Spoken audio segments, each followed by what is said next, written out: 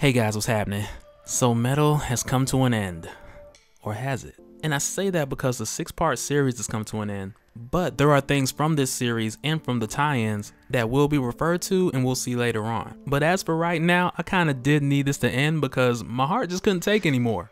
Because this event has been such a roller coaster, both dynamically and emotionally. But in this final issue, we finally got so many questions answered, and that's what I mainly want to focus on. And there are a couple things that are left in the air, but we'll get to that in a little bit.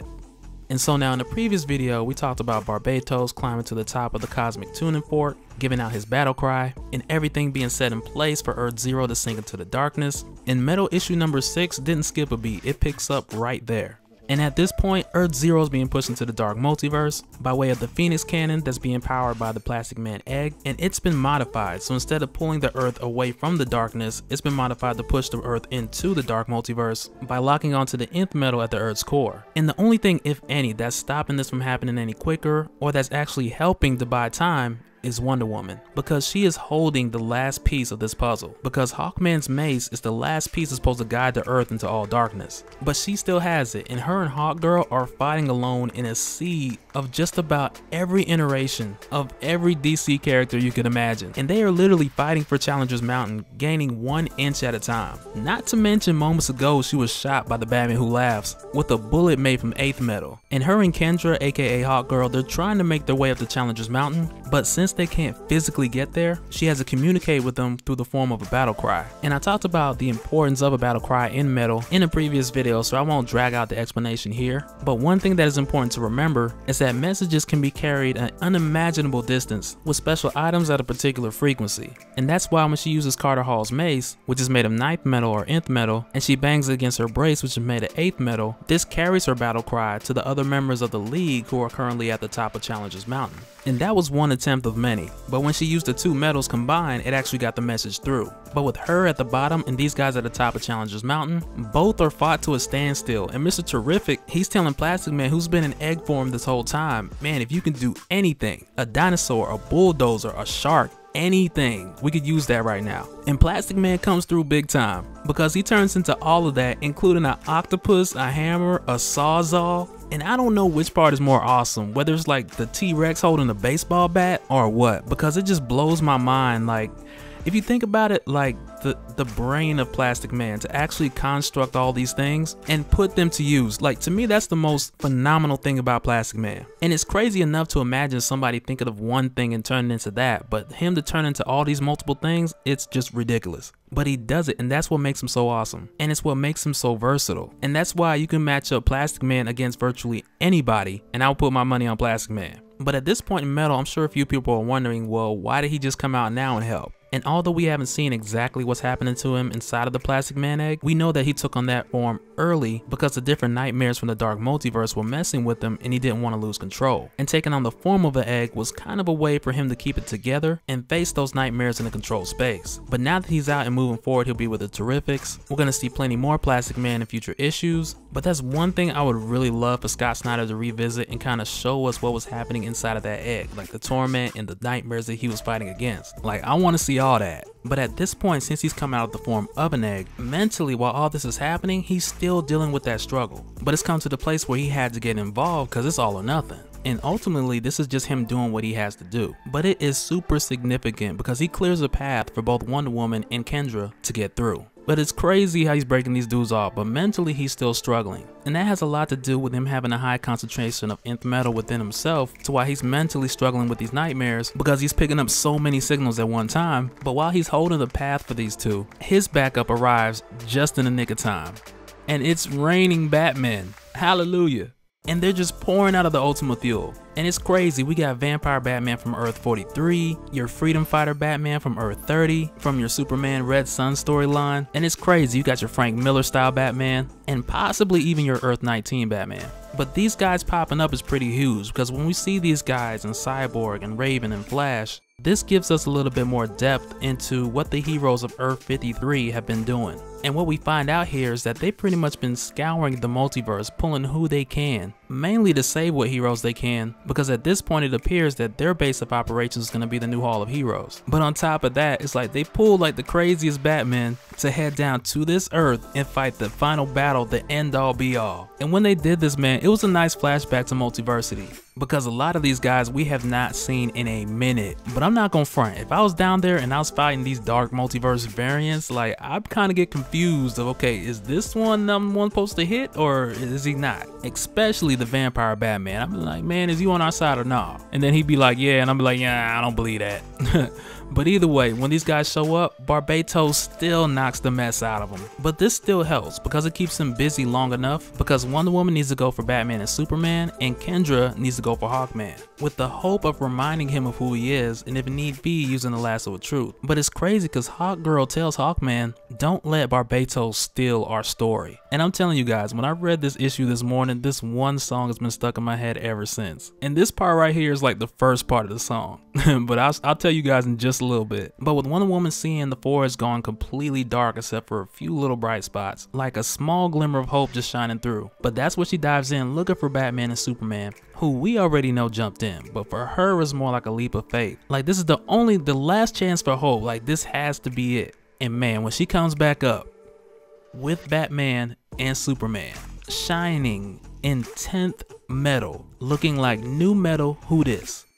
But real talk, in my mind when I first read this morning, I couldn't help but imagine like Greg Capullo going to Scott Snyder and saying, hey man, how you want me to draw these guys when they come up out the forge? And then literally Scott Snyder turns around and says, it's like a knight in shining armor from a long time ago.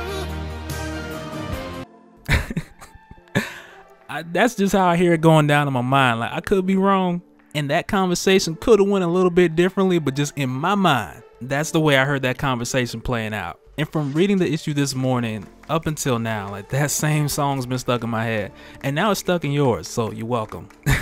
But I love when they get back into the fight and Superman's like, hey Batman, I'll fly you up there. And Batman's like, nah, I got it. And he just breaks the nose on one of the Joker dragons, hops on his back, and just flies the dragon. And you could just imagine like in that very moment that dragon's mindset went from I'm gonna eat you to, oh my bad boss man, where we going?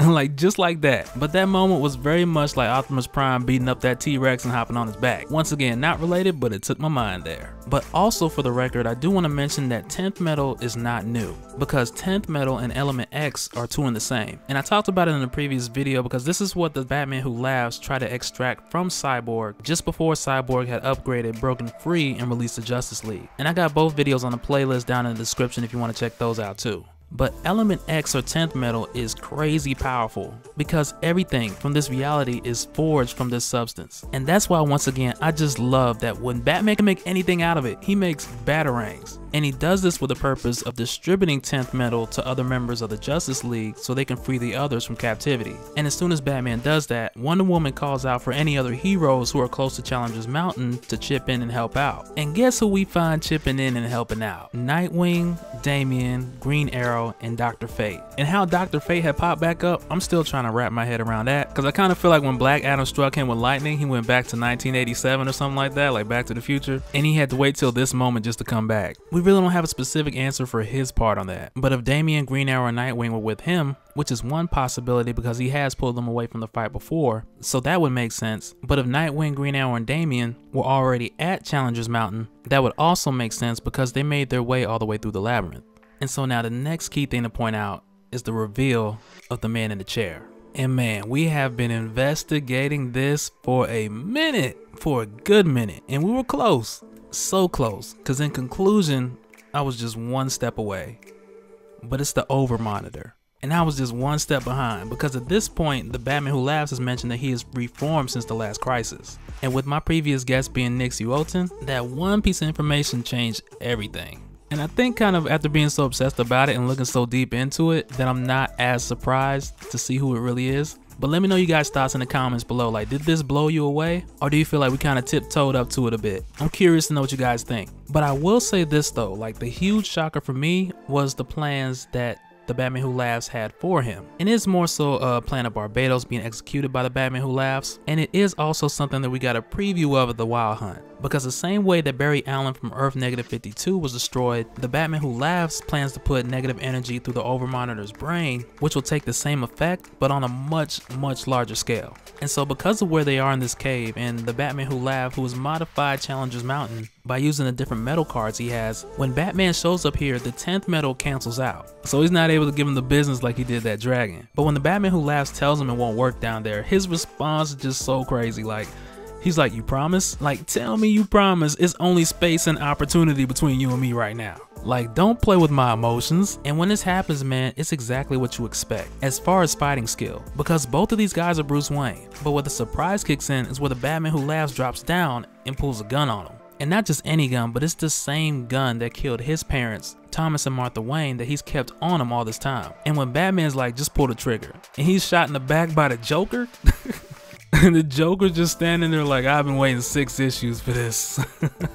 But yo, I'm gonna tell you right now, in a fight, you do not want to tag team with Batman and the Joker.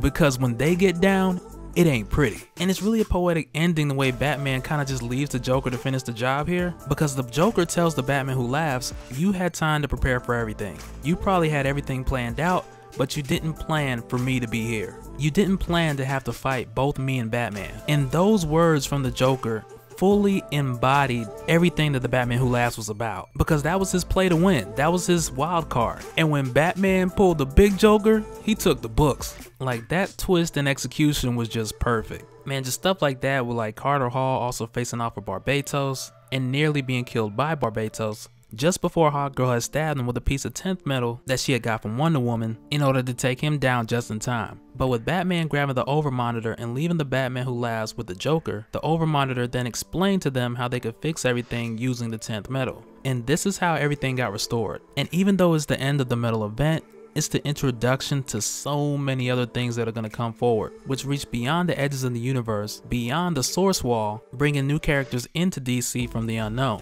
And this is really just the introduction of the tip of the iceberg for DC's new age of heroes. But at least we can say at this point, with things being back to normal, kind of, because Bruce brought everybody over to Wayne Manor, not so much as a celebration, but mainly to recognize what brought them through all of this. But he also let them know that tomorrow when they go back out there, that there are new issues that they have to face. And when Bruce tells them this and they're asking him like to be more specific, like what, and he tells them that he really doesn't know. Because when this happened and they all got a glimpse, of course he saw, but nobody can really explain all that. At least nobody here anyway. But when Bruce says he doesn't know, and Flash is just like, "That is the scariest thing you've ever said." That was so real. But that's gonna do it for this one, guys. Metal might be done with us, but we're not done with Metal. And there's so much more we need to talk about. I didn't want to try and cram it in this video saying this is the last video for Metal, because we still got to talk about any tie-ins with Dawnbreaker and Mortal Men, so much more, so it doesn't quit here. So be sure to subscribe so you can catch the spills every week. Smash that like button if you enjoyed the video, and we'll do it again on the next one. Alright, later.